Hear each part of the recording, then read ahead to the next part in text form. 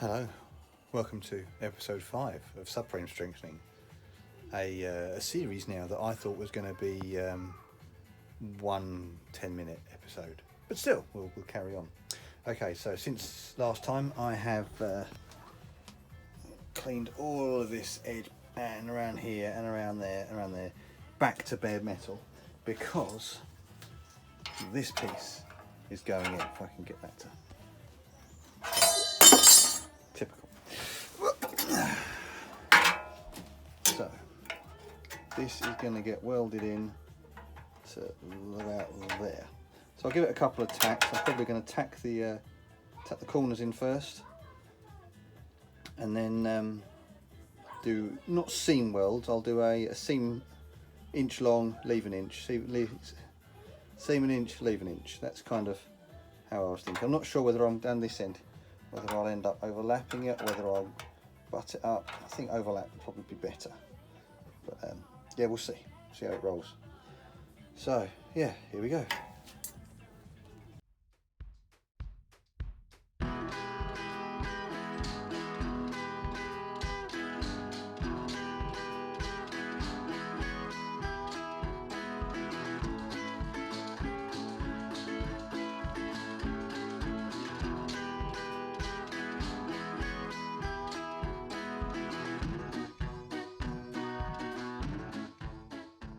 Okay, that's gone on quite nicely.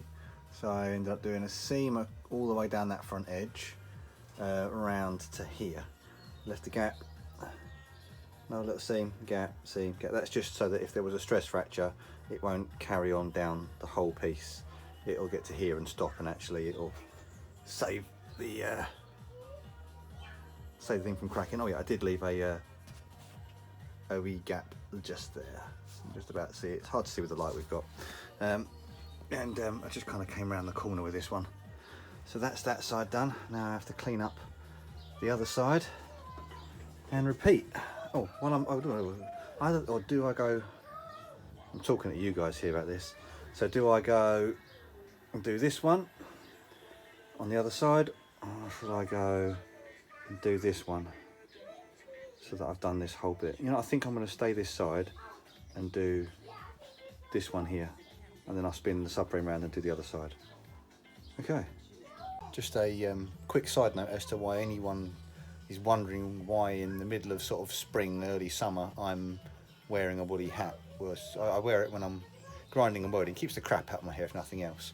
But I had a hot weld incident a short while ago while I was doing this piece, and yeah, saved my head. Felt my head getting warm. I had time to get the hat off and yeah, make sure that my scalp was not going to get burned, because I've done that before. It's unpleasant. I know you can get proper welding caps, you don't have it. So yeah, that's where I'm at. Okay, on to the next bit.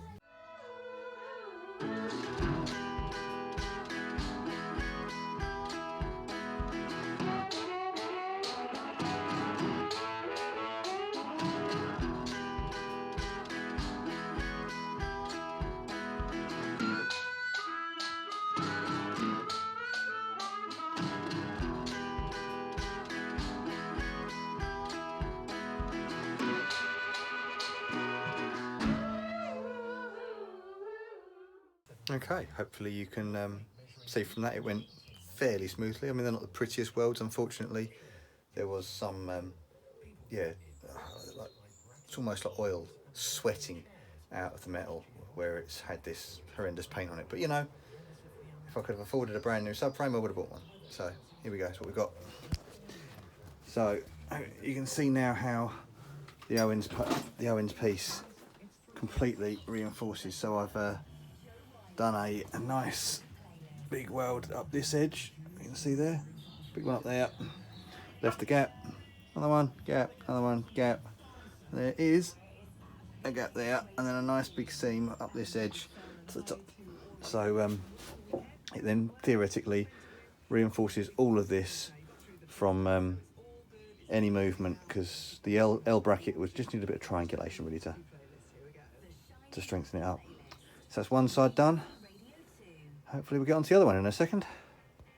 Alright, as you may be able to see, I've spun the subframe around. I didn't do a time lapse, unfortunately. My battery went flat as I was about to press play. But yes, the bottom piece is in and the top piece is tacked, and the welder has stopped play. So it was coughing and spluttering. It wasn't welding nicely. I figured something was up, and I've been welding for quite some time now. So yeah, it is, yeah, it's to be expected with the equipment I'm working with. So I'm gonna go and get a cup of tea, say goodnight to the kids, and probably be back out a bit later on this evening. Hopefully I can get that piece finished off, and then maybe even cut the ones that triangulate the other way, the tubes that have been supplied with it. We'll see how that goes. But yeah, I'm quite pleased with how today's gone. I mean, that's, yeah, you see the end piece in there. This piece is in and done, and this piece is in, and I've not tapped that edge over yet, but yeah, just waiting for the welder. I'll finish off that piece, and then there's very little left to do before I can then go to the sandblasters, get this thing blasted and at least undercoated. So I might just get the a sandblaster to just blast out all the dirt off of it, and it would have been easier to do that to start with, wouldn't it? But yeah, get them to blast it all clean so it's fresh, and then I can paint it however I see fit. But it just means that I'm not trying to paint and the paint's sliding off, and yeah. Okay, so back at it a bit later on, hopefully for the conclusion of part 5. It might even be the conclusion of the whole subframe part of the video. And back at it for the evening. Welder's cooled down. Hopefully I can get the rest of these pieces on. It's quite late, it's 9 o'clock, so I don't want to be making too much noise with the grinder, but does need to get done. The only thing I'm not going to be able to get done today is the front piece. Be the bit, because ideally I want to have the subframe fixed in the car. I don't have a jig, so having the subframe fixed in the car, make sure everything is as square as it can be before I put in the piece that stops the front from twisting.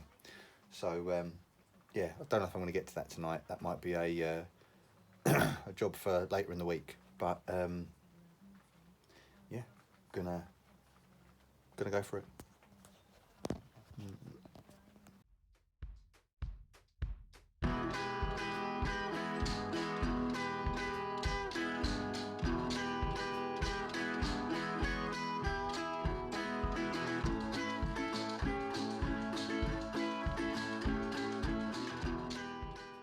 Okay, so that's the end of the triangulation pieces. So yeah, where are we? Yeah, nice seam down there, gap at the bottom.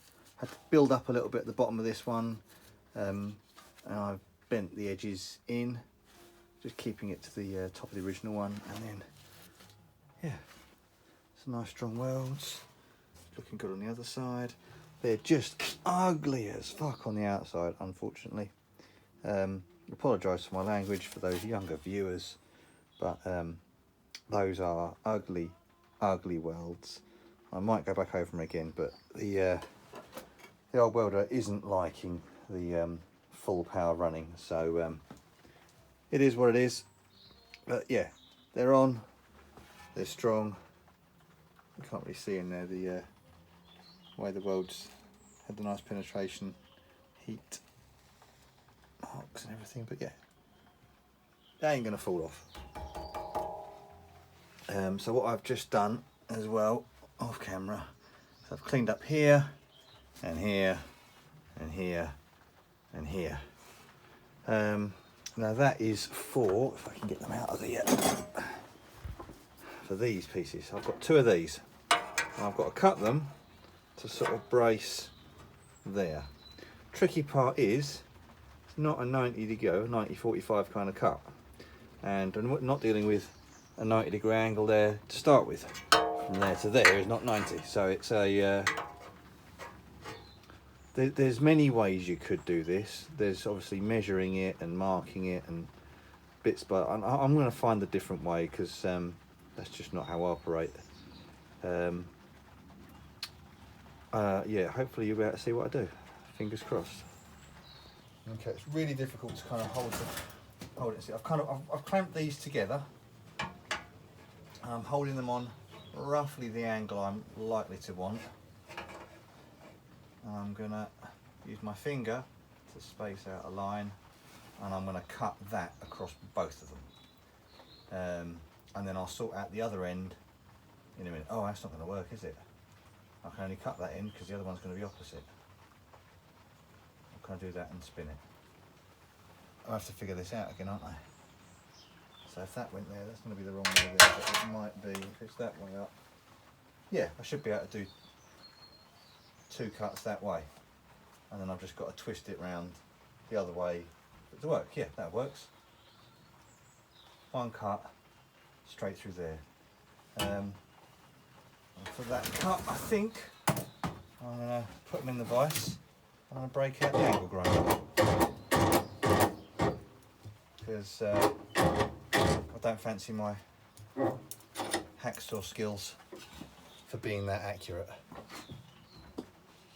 Okay, I'm going to time lapse this bit again so you haven't got to sit and watch.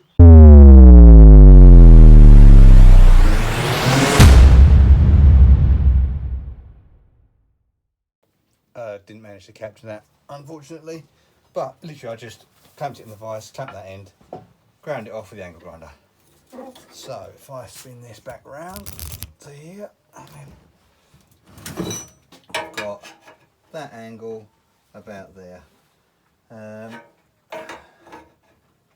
going to be looking for something along the lines of there.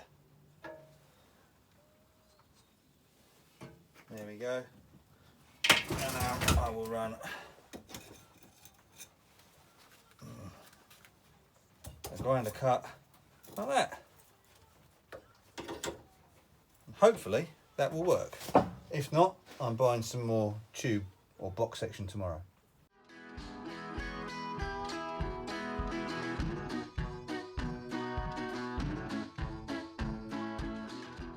Okay, so there we have 2 pieces cut to the desired angle. Let's hope this actually works. Okay, that's not too bad, is it? I've just sort of rested them in place, and they're literally just sitting there. So that's not a bad angle there. I can easily just take a little bit more out of the top for that one.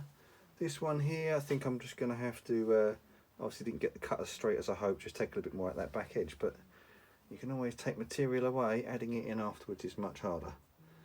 So yeah, that's how the towers then get supported against the back piece. So yeah, I'm quite pleased with that. I'll give the right hand side a little tidy up, then I'll possibly tack those in place.